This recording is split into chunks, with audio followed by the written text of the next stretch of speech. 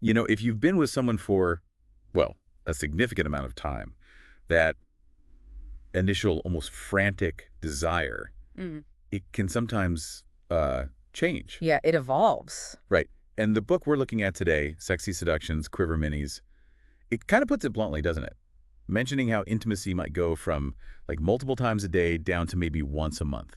Does that sound familiar to you, listening? Well, absolutely. It's a really common thing in long-term relationships, The comfort sets in, life gets busy. Yeah, the daily grind. Exactly. And that spontaneous spark can sort of dim a bit. So this source, Sexy Seductions, it's basically designed to help reignite that. How? By bringing back surprise, anticipation, Mm-hmm. the unexpected. Mm. It's got 50 different seductions, Mm. ideas for different moods, times of day, even seasons. And it suggests who takes the lead, right? Yeah, that's interesting. Sometimes her, sometimes him, sometimes it's a joint effort. That's a useful framework, I think. It takes the pressure off one person always having to initiate. Totally. And it gives actual specific ideas for each role. Mm-hmm. The book itself calls it an a la carte menu. You just browse, see what grabs you. Like picking something off a menu, yeah. And they actually encourage trying things that might not immediately appeal to you, like step outside the box a bit. Which is key, isn't it? That willingness to experiment. Even small changes can, open up new things. Yeah, new perspectives on what you both enjoy. Exactly. Insights you wouldn't get otherwise. So our mission today, for you listening, is to dig into some of these ideas.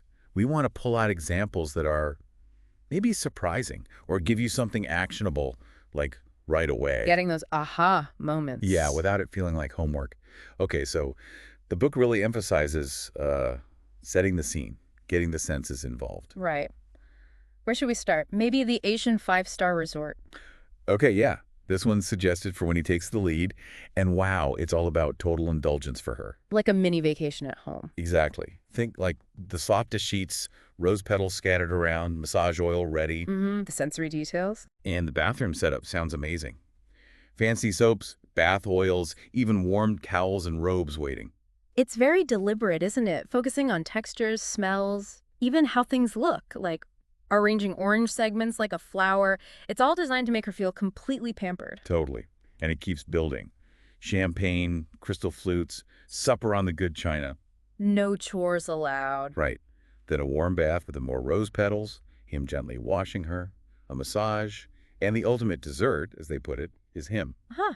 Okay. The book actually links this to the nurturer archetype, tapping into that desire to be cared for instead of always being the carer. That makes sense. It's not just the physical pampering, it's the emotional release of, letting go of responsibility for a bit. That's huge for a lot of people. Yeah, I can see that being incredibly intimate. Okay, so that's one approach. Very sensory, very nurturing. What about something different, but still focused on senses? How about the Kama Sutra seduction, the clasping position? This one's meant to be mutual. Okay, less pampering, more Yeah. shared experience. Exactly. The focus shifts dramatically to the sense of touch. The setting is simpler, too. Decluttered bedroom, maybe some scented candles like jasmine or sandalwood. Soft sheets, pillows. Wait, pillows at the foot of the bed, too. Yeah, interesting detail. It's about creating a space with minimal distractions so you can just focus on each other, on the sensations. Right, so less about receiving care, more about exploring together. Precisely. And the technique itself sounds quite intimate. You both stretch out, legs touching all the way down. Every part of your body is connecting, toes to fingertips. Mm-hmm. You can be on top, bottom, side by side, then you wrap your legs around each other, hold each other close. And just touch, caress. Yeah. The book even suggests closing your eyes to really heighten that focus on sensation, to memorize each other's bodies just through touch. Wow. That sounds intense. In a good way, slowing right down. It creates this space for vulnerability, doesn't it? A kind of shared meditative state. And there are little details, too, like subtle hip movements or her squeezing gently with her vaginal muscles. Okay, so setting the scene, engaging the senses. Mm-hmm. We've got pampering, we've got shared, focused touch. What about shaking things up? Novelty and surprise. The book stresses that for beating routine. Yeah, this is where it gets really playful, I think. Okay, first one. Cake of the Kings and Queens. This is him leading, apparently inspired by a French tradition. Right. The idea is you bake a cake, like her favorite cake, Uh-huh. but you hide a little charm inside, something fun or suggestive.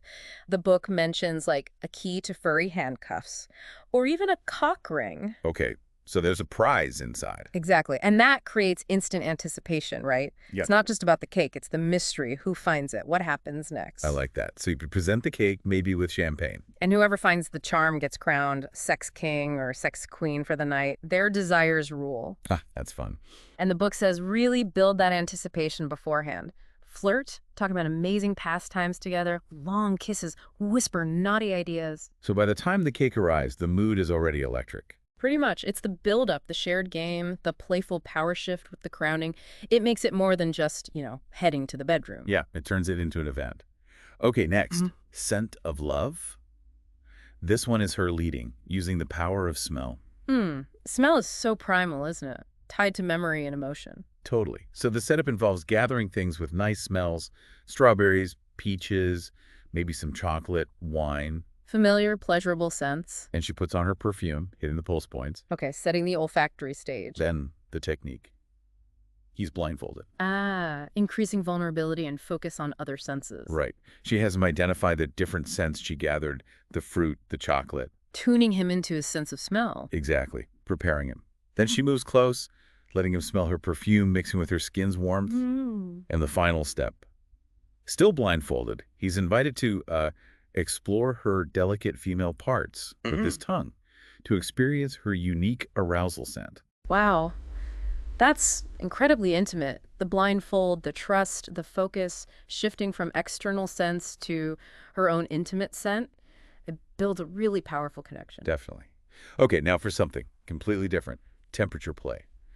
Cooling down a long, hot night. Ooh, intriguing name. This one's led by her again, Yeah. using ice cubes and frozen fruit. Simple household items. I like that. Yeah, the setup is just lots of ice, maybe some sliced frozen peaches or bananas, and towels spread out. She undresses, invites him to join. That contrast between hot skin and cold sensations, that can be really intense. Right, the technique sound, well, direct. Sure. Circling his nipples with ice or a frozen peach slice, tracing it down his body, holding ice in her mouth while performing oral sex, Okay. running ice over his testicles, then following with her warm tongue. Wow, that hot-cold combination would be... Yeah. Then she teases herself with the ice or fruit before intercourse. And the icy stuff is still there to cool off with or even snack on later. It sounds so playful and sensual, tactile, surprising, and that snack element is kind of fun and unexpected. Definitely lightens the mood while being super stimulating. Yeah.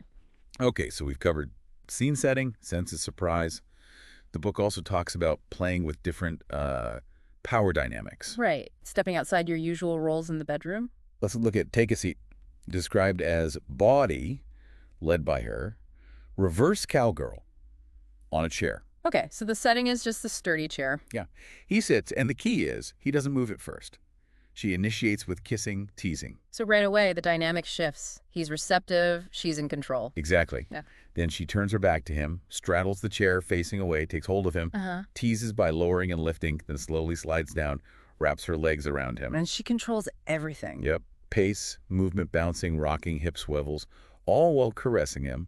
And the book uses the term milking for her, using her vaginal muscles. That position definitely gives her full control and him a unique view. It centers her pleasure and dominance. Okay, then there's the race of the member.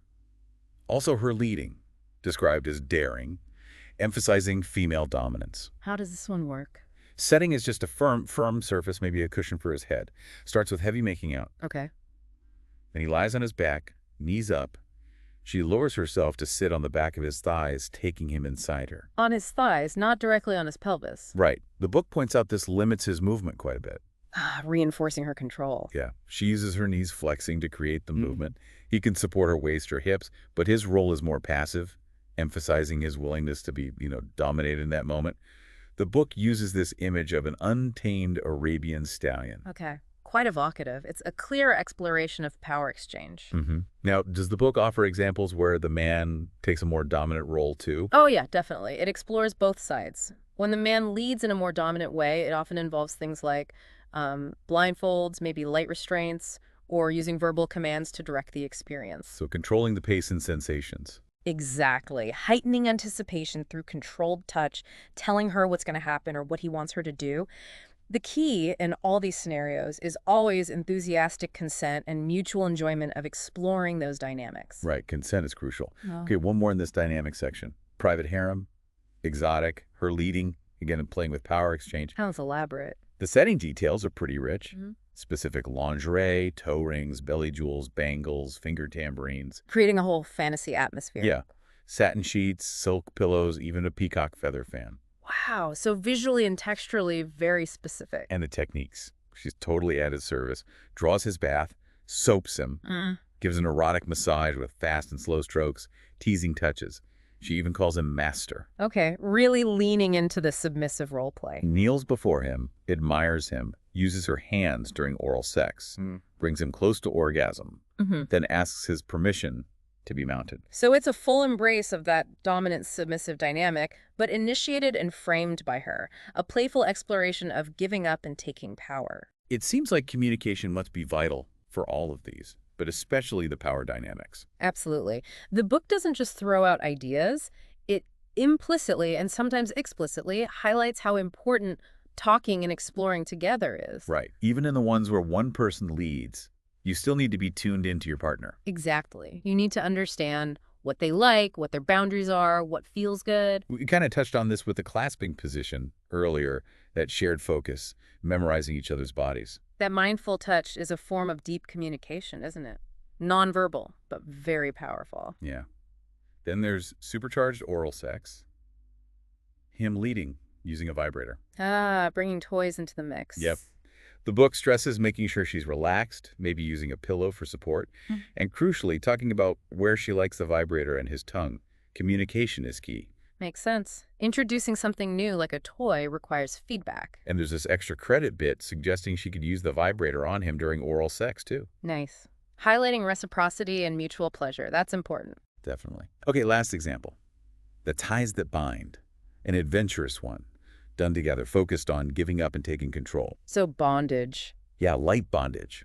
It emphasizes using safe, comfortable restraints, even suggests t-shirt strips as a simple option. Practical advice. And critically, have scissors handy, just in case, and talk beforehand about what's going to happen once someone is tied up. What are the boundaries? What's the plan? Safety and clear communication are non-negotiable there. It has to be consensual and feel secure for both people to actually enjoy exploring that control-release dynamic. Absolutely. So wrapping up, it's clear this book is way more than just, a list of positions. Oh, for sure. It's really about injecting surprise and anticipation back into things. Fighting routine. Yeah, routine really can be the enemy of desire, as the book suggests. These ideas are concrete ways to break those patterns. And hopefully imaginative ways, too. And for you listening, remember, we've only really scratched the surface here. Sexy Seductions has loads more ideas. Different moods, different levels of adventure. So definitely check out the source if something sparked your interest. Think about what might resonate with you and, importantly, with your partner. Maybe ask yourself, which of these ideas made you the most curious? Yeah. And following on from that, what's one small, unexpected thing you can maybe try introducing, even tonight, just to gently shift the dynamic? It doesn't have to be a huge production. Exactly. Sometimes a small surprise is all it takes to reignite that little spark. That's the key takeaway, isn't it? Don't be afraid to experiment a little. Have fun rediscovering things together. Yeah, keep exploring. Keep deepening that connection and pleasure. Well said. We really hope this deep dive gave you some exciting new things to think about on that journey.